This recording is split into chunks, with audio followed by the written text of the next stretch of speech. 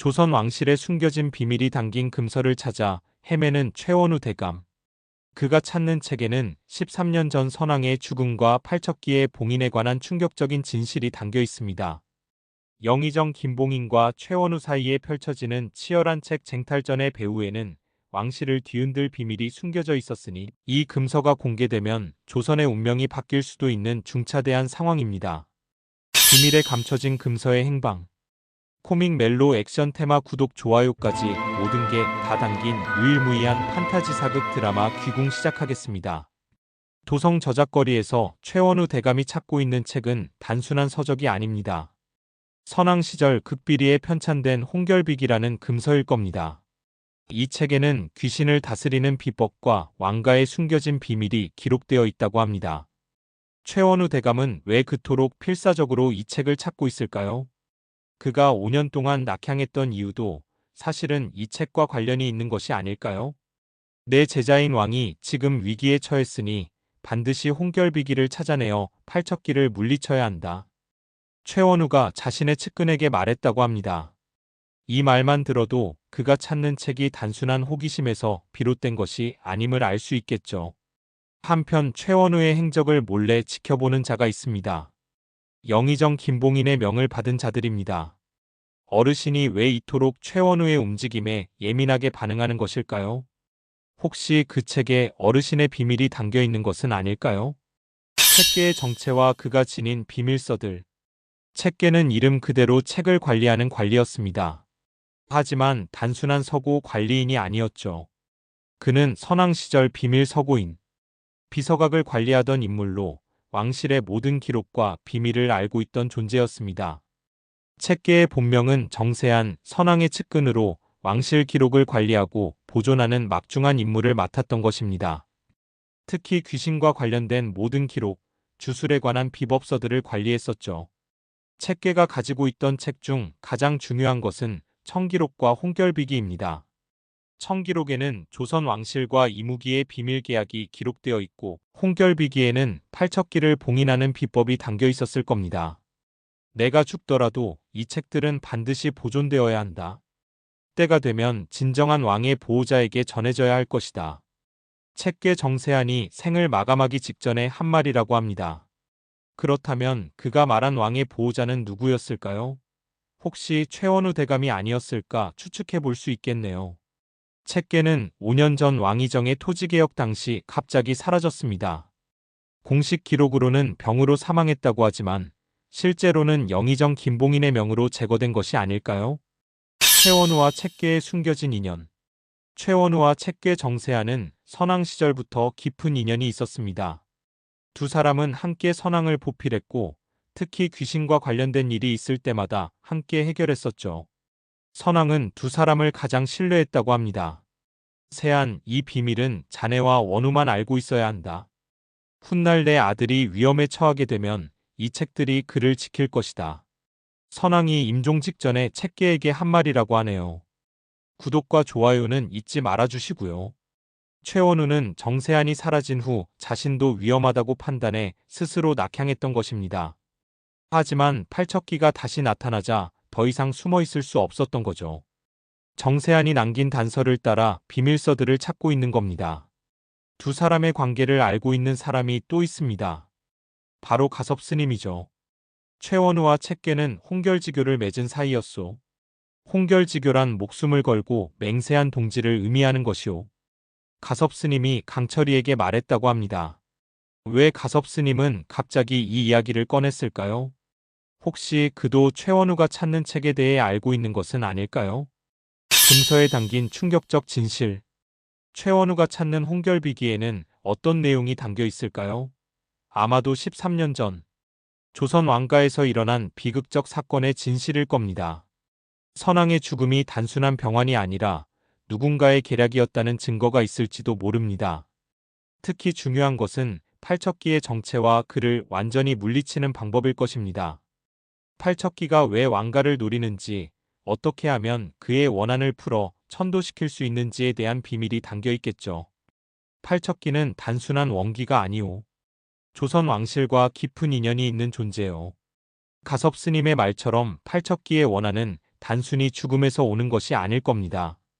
더 깊고 복잡한 이유가 있을 테고 그 진실이 책에 기록되어 있는 것이죠. 금서에는 또한 이무기가 용으로 승천하는 비법도 담겨 있을 가능성이 높습니다. 강철이가 그토록 찾던 방법이 혹시 그 책 속에 있는 것은 아닐까요? 이렇게 되면 강철이도 그 책을 두고 최원우와 경쟁하게 될지도 모르겠네요. 한편 열이가 궁금해합니다. 그 책에 할머니 넙덕의 죽음에 관한 진실도 있을까요? 열이의 질문에 강철이는 어떤 대답을 해줄 수 있을까요? 영의정 김봉인의 숨겨진 계략. 영의정 김봉인, 즉 어르신이 왜 그토록 최원우를 경계하는 걸까요?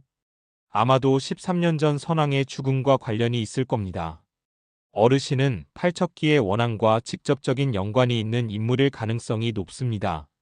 최원우가 그 책을 찾으면 모든 것이 드러날 것이다. 반드시 그 전에 손에 넣어 없애버려야 한다. 어르신이 맹인판수 풍산에게 내린 명령이라고 하네요. 구독 좀 눌러주시게나. 어르신은 풍산의 스승이었을 가능성이 높습니다. 귀혼수를 전수해준 장본인이죠. 풍산을 이용해 넙덕을 제거했고 이제는 최원우까지 없애려고 하는 것입니다. 김봉인이 토지개혁을 반대했던 이유도 단순히 경제적 이유가 아니었을 겁니다. 개혁 과정에서 비서각의 존재가 드러나고 자신의 비밀이 밝혀질 것을 두려워했던 것이죠. 어르신은 왜 열이와 왕의정의 아이를 노리고 있을까요? 혹시 그 아이가 왕위를 계승하면 자신의 비밀이 드러날 것을 두려워하기 때문은 아닐까요? 최원우의 귀환, 권력 구도의 변화. 최원우가 5년 만에 조정에 복귀하게 되면 권력 구도는 크게 바뀔 것입니다. 현황의 스승이자 두터운 신임을 받는 최원우가 돌아오면 지금까지 영의정이 휘두르던 권력은 상당 부분 견제를 받게 될 테니까요. 스승님, 5년 전 낙향하신 진짜 이유가 무엇입니까? 왕의정이 최원우에게 물었다고 합니다. 이에 최원우는 어떤 대답을 했을까요? 아직 모든 진실을 밝힐 때가 아니라고 생각했을까요? 최원우의 귀환은 강철이와 열이에게도 큰 영향을 미칠 것입니다. 특히 강철이는 최원우가 찾는 책에 자신의 승천 비법이 담겨 있다고 판단하면 적극적으로 그를 돕게 될 가능성이 높겠죠. 한편 풍사는 최원우의 움직임을 예의주시하고 있습니다. 그자가 책을 찾기 전에 먼저 손에 넣어야 한다. 책계가 숨겨둔 장소를 알아내야 한다. 풍산이 자신의 수하에게 지시했다고 하네요. 최원우와 김봉인 두 사람의 대립은 단순한 정치적 갈등을 넘어서는 근본적인 가치관의 차이에서 비롯된 것일 겁니다. 과연 누가 승리할까요? 책계가 남긴 마지막 단서. 책계 정세한이 사라지기 전 그는 중요한 단서를 남겼습니다. 비서각의 책들을 안전한 곳으로 옮기면서 최원우만이 알아볼 수 있는 암호를 남겼던 겁니다.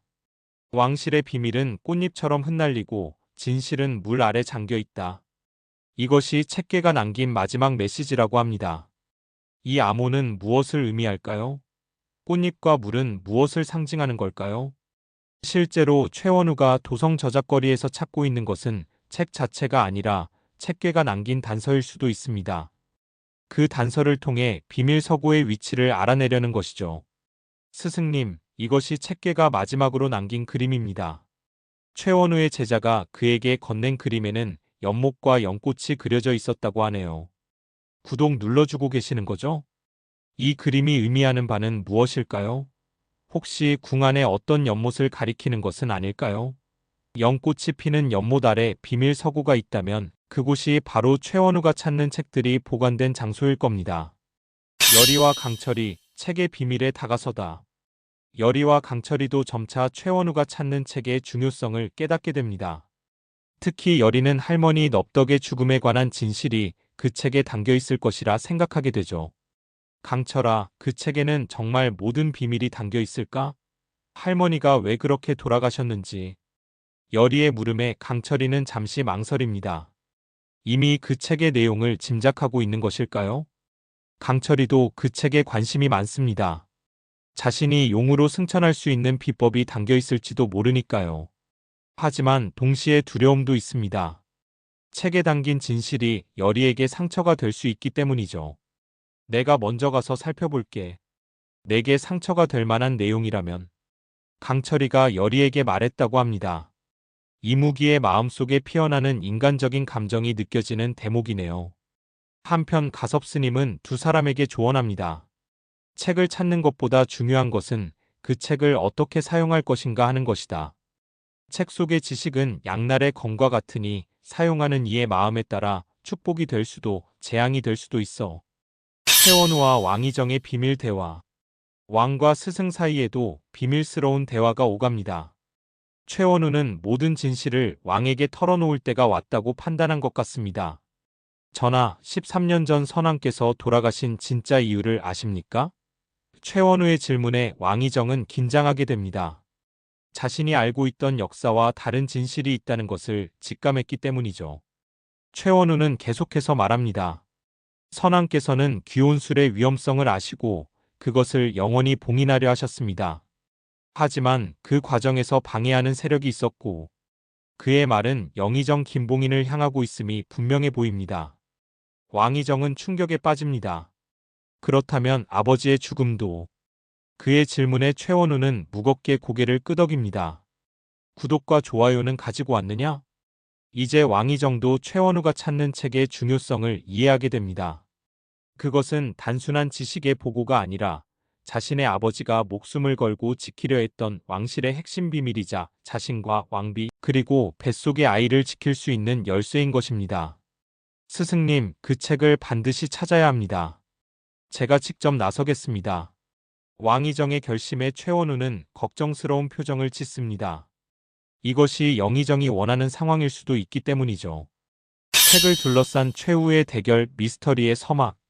금서를 둘러싼 여러 세력의 각축전은 점점 치열해지고 있습니다.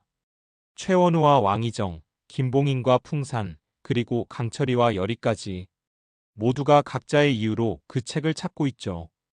연못의 비밀을 풀어낸 자가 책을 차지하게 될 것이다. 가섭스님의 예언처럼 모든 단서는 궁 안의 한 연못으로 모이고 있습니다.